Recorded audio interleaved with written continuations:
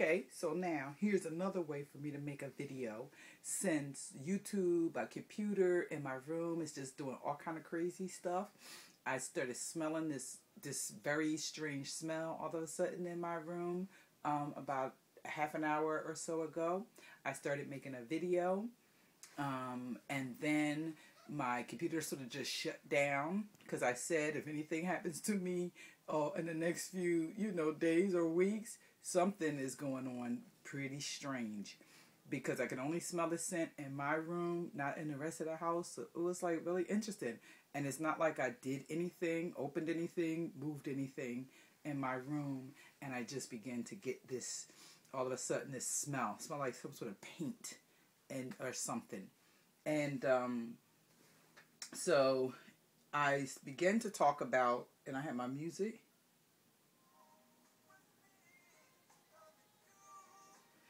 I had my music playing. Anyway, let's see. I started talking about what happened today in terms of the reunion of the black family who all of a sudden began to support somebody who claimed to have written the 12-step program for Africans based off of the traditional AA 12 steps. And despite the fact that I have shared with them numerous times my links to my recovery program called Racism Non-Anonymous, and they never shared it around. They shared that, then they deleted me from the page, deleted all the comments and so forth. You know, neither here nor there. What is going to be is going to be.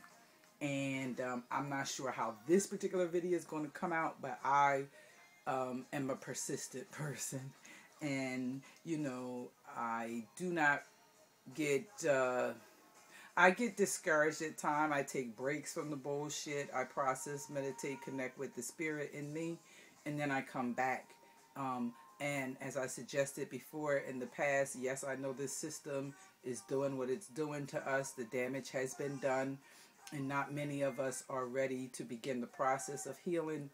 And at the same time, I'm going out with a fight.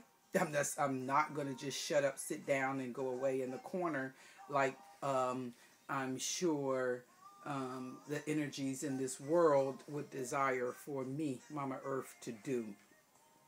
Not going to happen.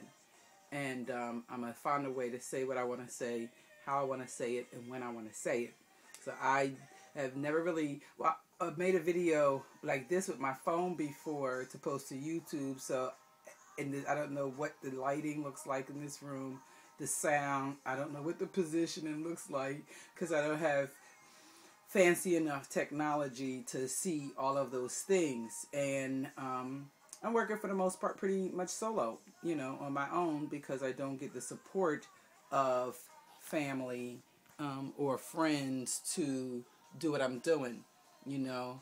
Not like Umar, who had a videographer who sat there, recorded, edited, and did all this shit.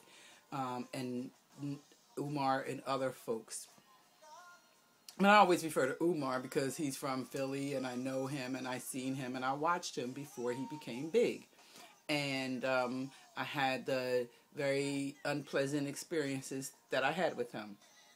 I talk about it more so because I see it and recognize it as a symptom of the problem that we as a collective community have. The things that we do to each other, how we do them, and seemingly why we do them.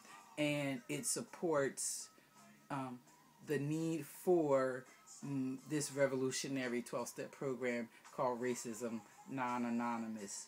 And so I just wanted to kind of say that again. I watched a little bit this evening of that debate with Sarah Sutton-Seti and Polite, and it's like the damage is done. The junior, I know who, one reggae artist, his name is coming to me, it's right on the tip of my tongue, you know, talked to us about the damage has already been done. And it has. And so what they're going to do,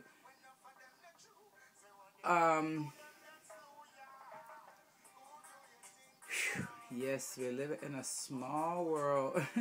Wicked, as wicked as you think you are, to those folks over at the reunion of the black family We're living in a small world still.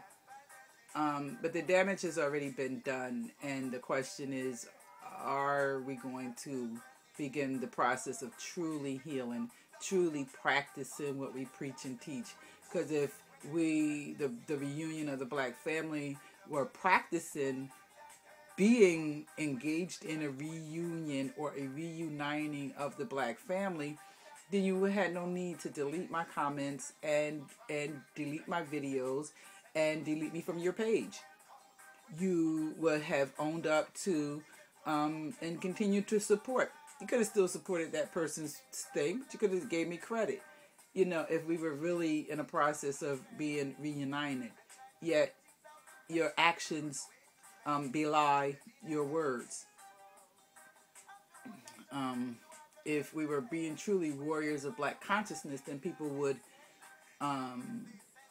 take some time to look at their own self and become conscious of self and what you're doing and how you're doing it and how it's helping or how it's hurting. Yet that's not happening, or at least I don't see it myself a whole lot. I do see it in many sectors, some sectors.